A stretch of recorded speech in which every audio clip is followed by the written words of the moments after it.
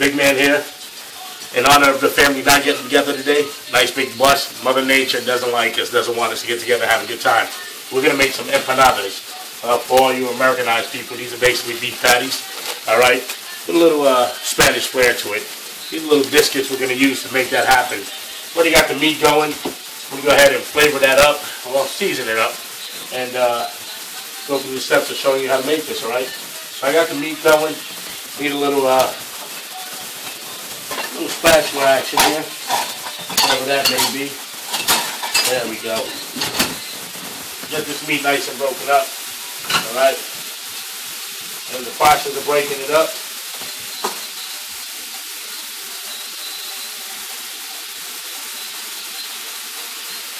get it cooking. You want to start seasoning this, okay? So take these, put these over here for a little later. Get rid of this. We're going to start seasoning this up. Salt's going to be to your liking. I'm not a big salt guy. Cook with it. I don't really add any extra. Okay. Black pepper.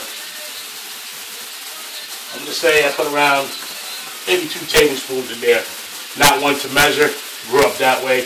But that was around maybe a teaspoon of salt, 2 tablespoons of pepper. And then garlic. You can't go wrong with garlic. It's not fresh garlic. It's powdered, but go to town. Never can hurt. Alright. For my last video, little of this. Tenderize the meat. Gives it a little flavor. And, you know, little secret package of what we do.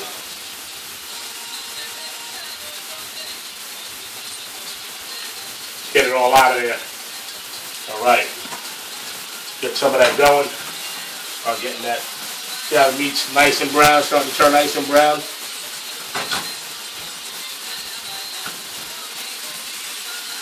Last thing you want to do, and you want to add a little of this right here. A lot more flavor. It's a mixture of cilantro, peppers, red onions. You can look up the recipe if you really want to know. Alright.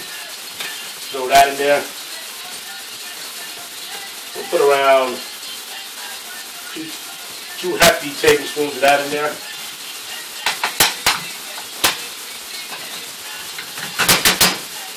When you get that nice and mixed up.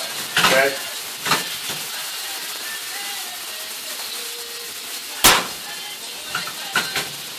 The purpose of breaking up the meat, so when you put this in your empanada shell, you get a little bit of meat with every bite. Okay? So we're going to let this brown, and when we're finished with that, we're going to make the empanada. So now we got the meat nice and brown, and we're ready to make this thing right here, right? Trying to get my little man over here a little bit of, a little bit of salt over here, a little bit of flavor. So here we go. I'm going to get this going. A little spillage never hurts anyone. Get this nice and clean. Clean as you go, people. Make your life a lot easier at the end of the day. Alright? So I'm going to lower this up, let the flavors kind of soak in there. We're going to start preparing this here. So I have the disc here. Come with papers that separate them. These papers are going to be, you can use these 2 ways. You can either take them off the paper, put them in the garbage, or you're going to use these to separate them when you put them on the pan so they don't stick together. We're going to get a little bit of flour going on this board so it doesn't stick to the board. And what we're going to do is just kind of stretch it out a little so it doesn't, and it's not the easiest thing to do. You just want to get a little bit of larger diameter on this so when we put it in, it's making nice size empanadas here, right? Alright.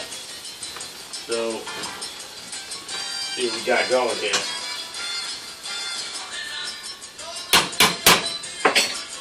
Oh yeah, that's good. So what I'm going to do is I'm going to take this right here, using a spoon with holes so we can kind of drain the meat so you don't get it nice and soaked and they don't really start ripping through and sticking to each other. You just want to put a little bit in the middle. Now what's great about these things, you can use these to make some desserts. You can use chicken in here. You can add cheese. We forgot the cheese today, so we're not going to put any cheese. You can make just plain cheese ones. Great, another great thing to do with the kids. Make some desserts for them. Put some caramelized apples in them with some caramel sauce. Great time. So we're going to take it and we're going to fold it. We want to make sure the edges meet together here, right? Edges meet together. Take a fork and you squash down the edges.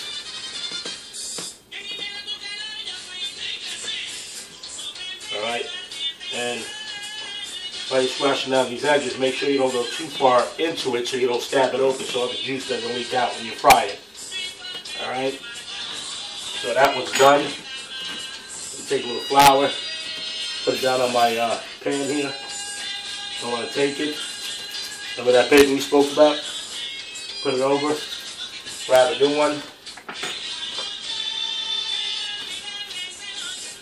Get it stretched out a little. So that's what I'm talking about. So you need to be real careful.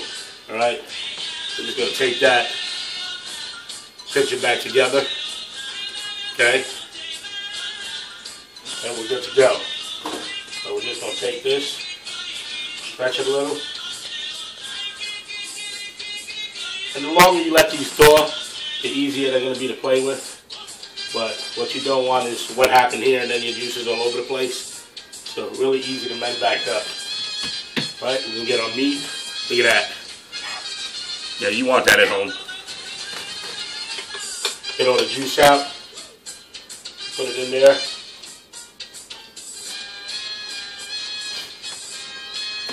My co-pilot over here on the camera, she can't wait till they're done. So take it, stretch it over again. This one's a little meatier. So we'll have a little bit more trouble. Make sure you just push the meat back. Once you get around there, it's easy to push it back with your fingers. Fork. Get it nice and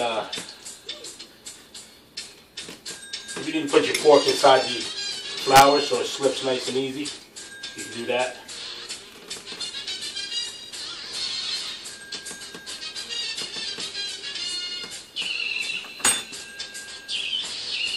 That's how it should look before you put it in. We're going to take these two, we're going to put these two in the fryer, and I'm going to make a couple more while that's happening. Alright? You want to fry them till they're nice and golden brown. So I'm using canola oil, a little healthier choice than corn or vegetable, and we'll see you back when that's done. Alright, so we have a finished product now. We had a little video loop, so hopefully we'll get this all in one. There you go. It's your final product. Alright? See it nice and bubbly, nice and crispy. Fry them to your desire. So, but I'm going to send this one out to my cousin Fuji. It's for you. And like I said, play around with these. Like I said, they're great for desserts. For all my vegetarian friends out there, I don't forget about you. You can throw vegetables in there, make a great dish with some potatoes, broccoli, zucchini, whatever you want. So like I said, decide what you want to put in there. But great time, spend some time. Great thing to spend some time with the kids. And at the end of the day, delicious.